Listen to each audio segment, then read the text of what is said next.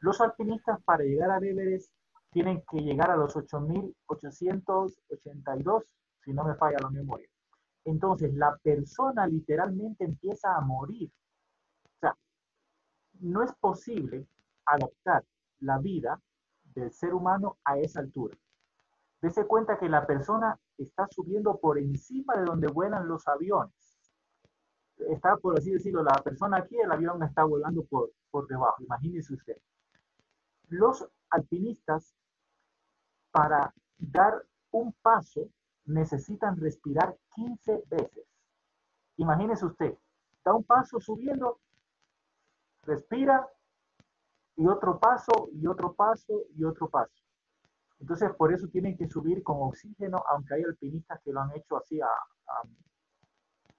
en ascenso libre, sin oxígeno, y deben consumir 15.000 calorías por día.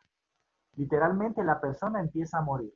Para poder llegar a la cima del Everest, necesitan salir aproximadamente máximo hasta las 4 de la mañana del campamento base, situado en los 6.900, 6.800 metros, llegar aproximadamente entre las 10, 12 del día, tomarse los selfies y a más tardar a las 2 de la tarde bajar de la montaña. Si no cumplen ese itinerario, se mueren, ya no regresan ya. Entonces, es una explicación de cómo funciona la biología en la oxigenación celular. Si usted, por ejemplo, acostumbrado a estar en Cuenca, en Cuenca que estamos a 2.500, 2.600 metros de altura, más o menos es la altura de la ciudad, usted va a la costa, va a tener un mejor rendimiento. Es decir, va a poder jugar, va a poder correr mejor porque tiene mayor oxigenación, tiene más cantidad de eritrocitos y mejor transporte de oxígeno. A ver, ¿qué pasa aquí? Ya. Valor reducido, lo que habíamos mencionado en el tema de la anemia. Los leucocitos, la policía sanitaria o defensa. El valor de los leucocitos informa sobre posibles inflamaciones o infecciones. Un dato adicional, siempre que haya fiebre, eso, mis estimados, es infección de cualquier tipo. Una temperatura de superior a 37.1 ya es una infección de cualquier tipo. Puede ser viral, puede ser bacteriana, lo que sea.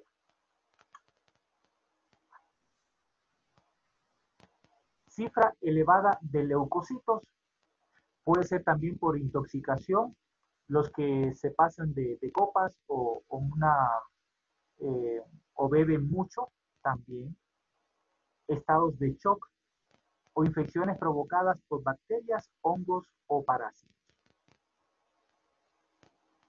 La cifra reducida de leucocitos, lo que usted me preguntaba, Camila, ¿se recuerda usted? Bien.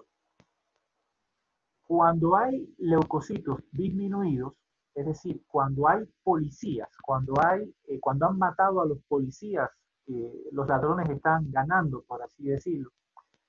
¿Qué está pasando? Bueno, fármacos.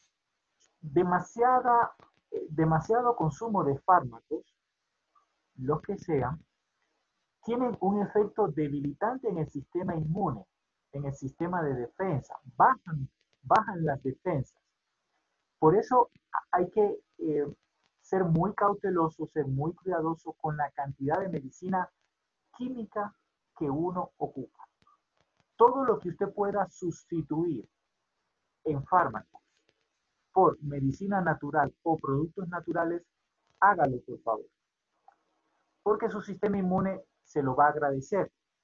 Le va a decir, qué bueno que me somete a menos presión. Claro, hay cosas que no se pueden sustituir. Por ejemplo, medicamentos para el tiroides, un problema de la falta de producción de la levotiroxina, una hormona que ayuda a regular diferentes funciones corporales. Eh, Toca, porque ya no hay de otra, o medicamentos para la diabetes. Está bien, pero en lo posible evite los medicamentos químicos. También cuando hay bajos leucocitos puede haber falta de proteínas, vitaminas, minerales, tratamientos contra el cáncer o problemas o realización de diferentes radiografías. Sí, mi estimado Esteban, dígame usted. Disculpe, profe. Con el picolinato de cromo en caso de una persona diabética, ¿no sería recomendable, Eh, por ejemplo, cambiar el medicamento que está tomando por picolinato de cromo? no, No. lamentablemente sí, el picolinato de cromo ayuda. Inclusive yo tengo un material, una información en algún libro que es muy beneficioso el picolinato de cromo en pacientes diabéticos. Sí, excelente. Pero ¿Les ayuda? sí, claro, sí. Ah, pero Pero no, no le compensa lo que le compensaría la medicina farmacéutica. claro, ¿sabe quién verá? Les comento algo interesante. Ahora, con esta vacuna de Pfizer y Moderna, esta vacuna está basada en la técnica de ARN mensajero, es decir, le enseña a la célula, y vamos a ver por qué es tan importante, y este es un hito, o sea, esto es un gran avance en la tecnología médica. Esta vacuna le dice a la célula, a su célula, que fabrique la proteína de coronavirus.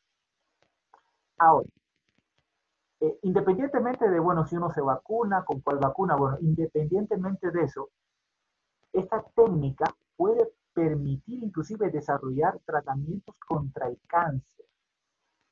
Es algo que puede dar unas posibilidades increíbles. ¿Por qué razón? Porque se le está enseñando a su sistema celular a que fabrique estructuras.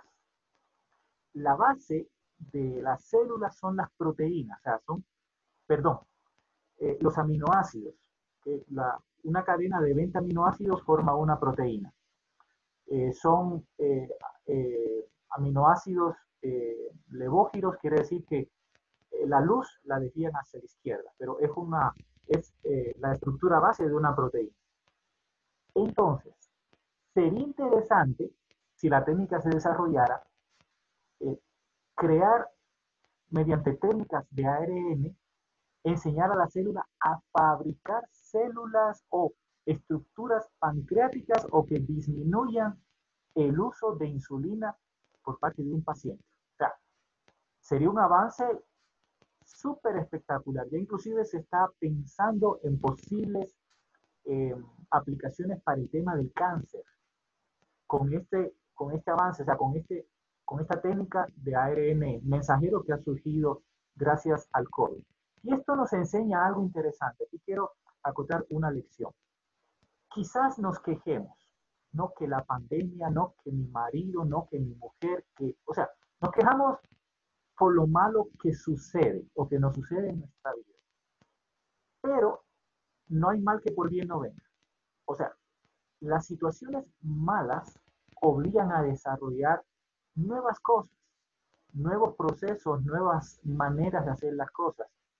Si no hubiera sido por la pandemia de coronavirus, claro, ha traído un montón de cosas malas, pero ha obligado a desarrollarnos, a usar más la tecnología, las transacciones económicas por Internet, eh, a buscar alternativas, a desarrollarnos de alguna manera para superar el problema. Entonces, aproveche lo malo y en el tema del emprendimiento vamos a tratar más al respecto. Aproveche lo malo para superarse.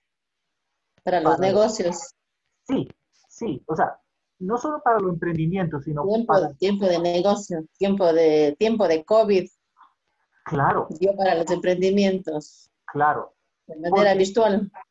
sí, claro, porque la gente necesita seguir viviendo. Entonces, es una forma nueva que se nos pone a prueba a todos para hacer las cosas de manera diferente. Ujú. Entonces, estamos viendo esto de la cifra reducida de leucocitos. Bueno, las plaquetas son importantes para la coagulación de la sangre. Unos valores muy divergentes en los trombocitos indican problemas en la coagulación sanguínea, es decir, la sangre no está coagulando bien. Por eso hay que estar a veces tomando anticoagulantes que permita que la sangre se coagule apropiadamente, porque si no una persona puede tener una hemorragia y las proteínas de fibrina, que son las principales encargadas de coagular la sangre, no están haciendo bien su trabajo. Los trombocitos en enfermedades cancerígenas, también operaciones y heridas, acompañadas de una gran pérdida de sangre, pueden aumentar. Cifra reducida de trombocitos, falta de vitamina B12, falta de ácido fólico o daños por radiación o medicamentos. Dicho sea de paso, ¿tiene usted una idea de cuántas radiografías se puede usted hacer en su vida? ¿Quién da más? ¿Quién da menos? Bueno, hasta 200 radiografías, un poco más, un poco menos, dependiendo de la constitución. Así es que vaya sumando. ¿Cuántas radiografías se ha hecho usted en su vida? Es difícil que le hagan tanta cantidad porque las radiografías utilizan radiación, utilizan rayos X y se acumula, hay una escala llamada de Röntgen que evalúa el grado de radiación. Esa escala, claro, se utiliza cuando hay, por ejemplo, perdón, eh, exposición a radiación en trabajadores en reactores nucleares, siempre les están midiendo. O cuando ha habido el accidente de Chernobyl, ahí también la escala, bueno, subió demasiado y ya las personas se murieron o sufrieron mutaciones genéticas. Pero bueno, más de 200, difícilmente que usted llegue a esa cantidad. Y los trombocitos en este tipo de situación también se reducen, disminuyen.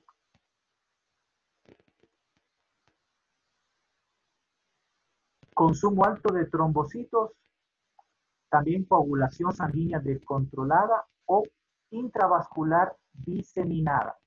Es decir, que dentro de la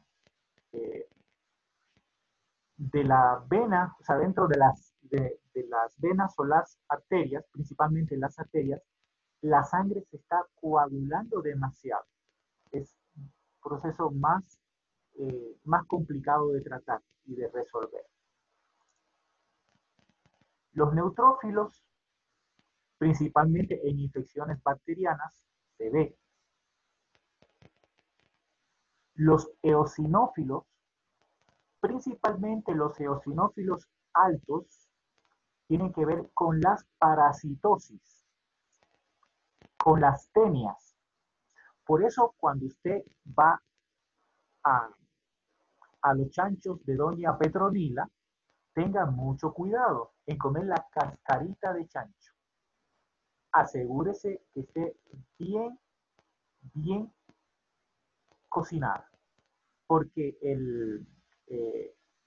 la triquina es un parásito que vive en la piel del chancho. Entonces es peligroso para una persona si la carne de chancho no está bien cocinada.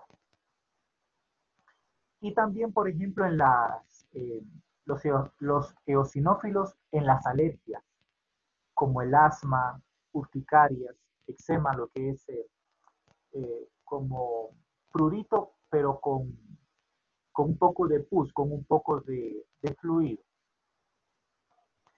Es condiciones para que aumenten los eosinófilos. Linfocitosis, es decir, global, de las células blancas. En niños, principalmente infecciones virales. Exantema quiere decir que brota, que surge, que se ve en la piel. Sarampión, varicela, las más comunes en la infancia. Y menos frecuencia, tifoidea, brucelosis, tuberculosis. Los monocitos Principalmente, este es interesante porque son, se ven poco, pero cuando surgen hay que revisar si el paciente tiene tuberculosis, el linfoma de Hodgkin, es una enfermedad un poco rara, cáncer del sistema linfático, infecciones por gérmenes intracelulares, brucelosis, listeria, y hay que tener cuidado aquí en este asunto por la interacción del hombre con los animales. La pandemia del coronavirus surgió porque el hombre interactuó demasiado con el animal, sea el pangolín, sea el murciélago, sea el que sea. Cuando el hombre invade el hábitat de animales salvajes que tienen virus, que tienen patógenos, hay ese peligro de que un patógeno salte del animal al humano. Sucedió con el MERS, que era una enfermedad, era un coronavirus del camello que saltó al humano. Sucedió con el SARS de los pollos, las granjas de pollos que algunas personas tenían, no tuvieron las medidas adecuadas de seguridad y de control. Por eso, si usted tiene animales, tiene que tener los cuidados respectivos para evitar que un patógeno salte de usted, del animalito, a su persona. Entonces, las monocitosis son sospechosas de que un patógeno puede ser animal haya emigrado a un huésped humano, como pasó con esta situación del coronavirus que estamos viviendo. Leucopenias. Presencia en el hemograma de menos de 4.000. Relativa absoluta a neutrófilos y linfocitos, es decir, bajan las defensas, lo que se llama defensas bajas. A propósito, el principal defensor o agente de defensa, el mejor inmunoestimulante que existe es el calostro, es la leche materna. Si usted tiene su tía, su abuela, su mamá, su prima, su hermana dando de lactar, dígale, no seas malita, dame un poquito de leche. O sea, y quizás, pero ¿cómo es esto? O sea, la leche materna, principalmente la leche que se está dando a los bebés, es muy buena para fortalecer las defensas. Claro, no es que usted se va a tomar un vaso, no, sino que tiene que tomar por cucharitas. Una cucharita cada 3 o 5 días, dependiendo de la tolerancia individual. Es el principal armamento, es decir, es la principal arma que usted tiene o que tiene el ser humano para combatir cualquier infección a lo largo de su vida. Así que si puede conseguir leche de una lactante, pídale y tómesela. Y si le pregunta por qué, dígale que yo le mandé. O dígale que usted aprendió en la clase que es bueno las defensas y bueno, debe toda la explicación del caso. No sé si en este aspecto tengan alguna pregunta. ¿Hay algún suplemento tal vez que le sustituya o que sea igual a la leche materna? Sí, De pronto dentro de la medicación, sí, sí, el que medicamentos naturales, más, claro, el que más se aproxima son los factores de transferencia. factores de transferencia. Sí, Forever, hasta donde sé, vendía o vende, pero también hay otros en el mercado. No les sabía decir exactamente cuál. Hay factores de transferencia de los... 4Leaf creo que son. Hay una empresa supuestamente con factores de ajá, transferencia. claro. Son factores de transferencia que se obtienen del ganado vacuno, es decir, de la leche de la vaca. De la leche de la vaca, sí. Pero la leche que se le da al ternero, o sea, es de ahí que se obtiene. Ya. También se puede obtener de los huevos, según he escuchado, factores de transferencia de los huevos de las gallinas ponedoras, hasta donde he escuchado. Ya. Pero lo más biológico o lo más natural es la leche materna, humana. Eso sí es Humana. 100%. Ya. Porque los factores de transferencia del ganado vacuno, imagínense, el ganado vacuno es un animalazo de centenares de libras. Entonces, hay un peso, hay una biología ligeramente diferente. Tenga presente que la vaca tiene 3 estómagos, usted no tiene 3 estómagos, por eso la leche de vaca está reprocesada, por así decirlo. Y no es un alimento del todo óptimo actualmente para el ser humano. Ya después vamos a entender por qué el tomar leche puede no ser una muy buena opción. O sea, vamos a entender por qué es la biología detrás de esto. ¿Y por qué le dijo doctor actualmente?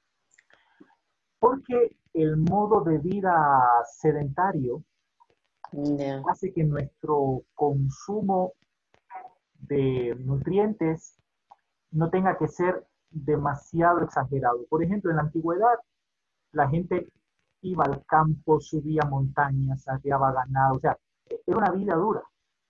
O más antes, que se iban a las guerras con las armaduras. Entonces, sí se podía consumir La leche. carne, tomar la leche, claro. Y Ujú. también tiene que ver algo con el tema del clima. Por ejemplo, en los países secos, tomar leche es una muy buena opción. Estamos hablando del Oriente Medio. ¿Por qué? Ya. Porque la leche produce humedad, produce inclusive hasta flema o moco en el organismo. Entonces, en el ambiente del desierto seco no hay problema, pero en ambientes tropicales húmedos o fríos húmedos, como Ecuador, tenemos estas características, eh, tropi- eh, ambientes cálidos húmedos en muchos lugares. Por eso la leche también produce efectos de generar moco, de generar flema. Más el aspecto biológico que ya después en la clase de nutrición le vamos a explicar con más Ya. detalle. Ya. Tenemos las neutropenias, de las situaciones que pueden ser, y algunas situaciones como es la glucosa, que es el desorden del metabolismo de los carbohidratos. El páncreas no está asimilando bien los carbohidratos. El colesterol, que es la grasa. Ojo, el colesterol en sí no es malo.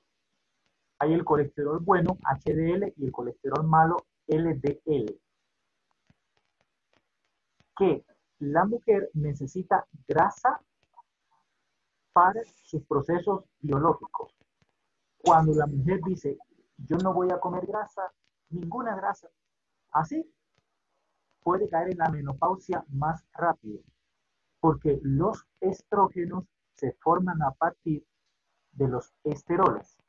La mujer que no come grasa se desgracia, o se desgrasa. Entonces, tenga eso muy cuidado, o sea, no es no comer grasa.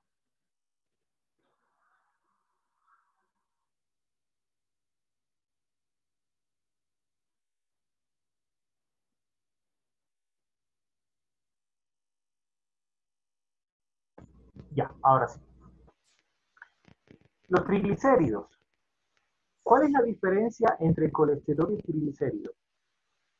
El colesterol es una capa de grasa que está en la tubería, por así decirlo. La tubería es la arteria.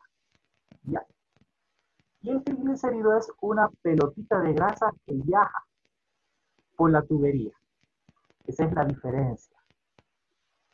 El triglicérido es más peligroso que el colesterol, porque si el triglicérido llega a una zona que está muy tapada, ¡pum!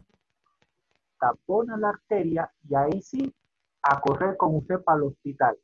Hacerle una ingeniería vascular, hacer el bypass. Cortan la arteria, la canalizan por otro lado, derivan, o sea, es tremendo, pero es una situación bien complicada. Por eso el triglicérido es más peligroso que el colesterol.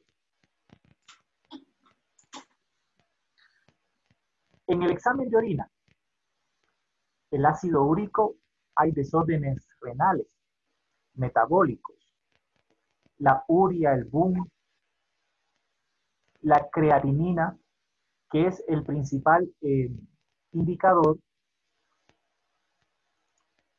el principal indicador de desórdenes renales. Y es un precursor de que el riñón está llegando a necesitar diálisis. Es decir, asistencia para hacer el proceso de filtrado glomerular. El riñón es como un filtro, pero cuando ese filtro se daña, ahí sí ya toca hacer diálisis y no hay vuelta de hoja que hacer. El calcio es un indicativo de enfermedades de los huesos, así como enfermedades renales crónicas.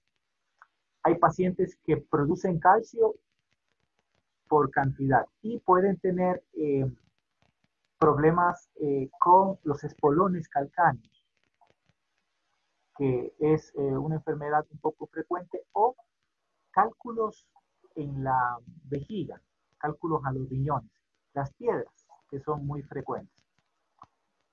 Principalmente en los ambientes tropicales, los ambientes cálidos húmedos, como Santo Domingo o la costa, hay mayor propensión de tener tendencia a tener cálculos renales. Es más frecuente allá. Otros exámenes. Sí, Esteban, diga usted. Disculpe, doctor. ¿Hay alguna forma de cruzar los cálculos renales sin tener que operarse? Los Sí, cálculos. los cálculos tienen una composición que varía. De los cálculos que son piedras, como cálculos de calcio duros, como roca, y cálculos de colesterol o de grasa, que son un poquito más suaves.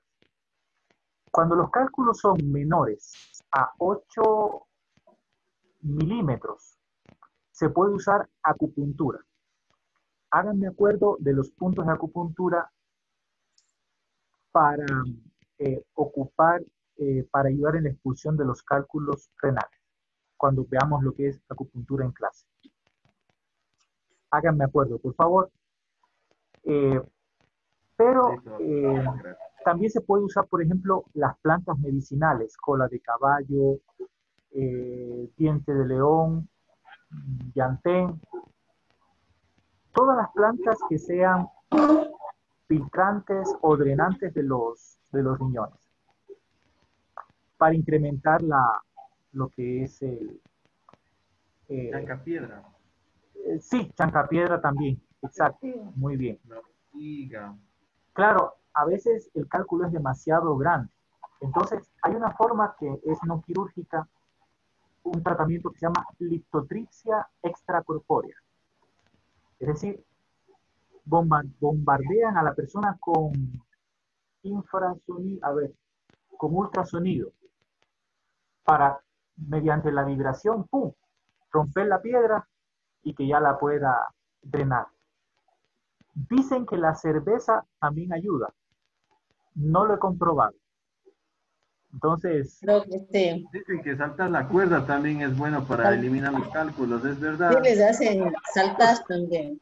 mm, pero si el cálculo es muy grande, pobre de la persona. Hay que hacerse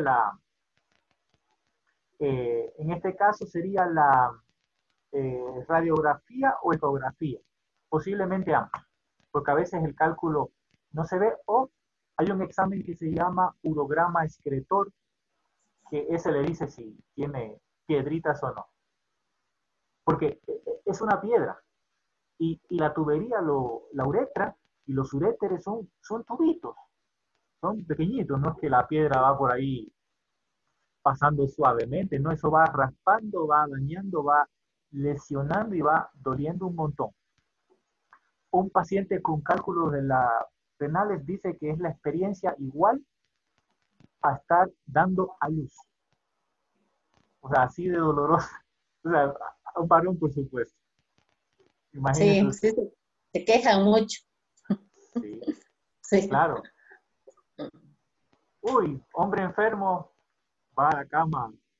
Mujer enferma, sigue andando por ahí. Bien, tenemos aquí estas mediciones que se hacen en el examen de sangre, que son enfermedades del hígado, del corazón, que son indicativos de algunos problemitas. La bilirrubina, enfermedades del hígado y colelitiasis, es decir, cálculos en la vesícula. O cuando usted escuche coledocolitiasis, son cálculos en el colédoco, que es una estructura adyacente al hígado y a la vesícula biliar. ¿Para qué sirve la vesícula biliar? La vesícula biliar es un administrador de la bilis. Cuando usted se va al restaurante El Atracón y usted se pega tremenda parrillada, la vesícula biliar de buena gente, ¿qué hace? Le manda, empieza a bombear más bilis, a, a, a, a procesar el exceso de grasa, de proteína, de todo lo que usted se ha comido, el chancho, la carne y demás. Pero cuando usted no tiene vesícula biliar, que le han colecistectomizado, le han sacado la vesícula, entonces usted no puede ir al restaurante y la atracó. Usted puede comer, sí, pero puede comer poco. No puede exagerar porque entonces ay, le duele porque ya le falta el administrador. El hígado solito no puede encargarse del exceso. Por eso hay que cuidar la vesícula lo más posible. Y cuando no se tiene la vesícula, No se es puede, sí, peor. claro, no se puede uno exceder, o sea, comer en demasía, pegar una buena parrillada, o sea, una comida muy, eh, en Mucha mucha cantidad. grasa. Claro, también le va el organismo a afectar, le va a doler sobre todo. Ujú. Tenemos los estudios también, las radiografías, los rayos X. Va a ser quizás difícil va a ser quizás difícil para usted, eh, de hecho también lo es para mí, leer una radiografía. No va a estar siempre muy claro. Por lo general viene el informe del médico radiólogo, dice, bueno, esta imagen es compatible con quistes, con lo que sea, ¿no? Entonces, usted podrá informar al paciente de lo que tiene, pero en base al informe. Sobre todo las radiografías pulmonares, que son bien complejas de leer. Es fácil confundir una tuberculosis con,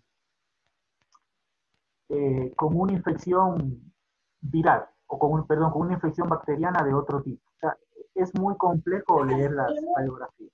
Muy bien. Pero igual será bueno que usted las vea para que usted empiece a ver cómo se ve, cómo luce. Aproveche la oportunidad cuando la tenga. Y también tenemos las ecografías, que dicho sea de paso, la radiografía está pensada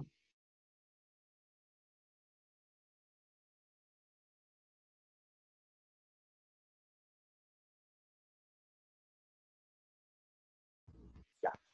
La radiografía está pensada para ver estructuras duras, sólidas, pero la ecografía está pensada para ver órganos huecos, órganos blandos, como es la vesícula, como es el útero, por eso la ecografía para ver el bebé y tanta cosa, eh, para ver el estómago y demás, órganos blandos.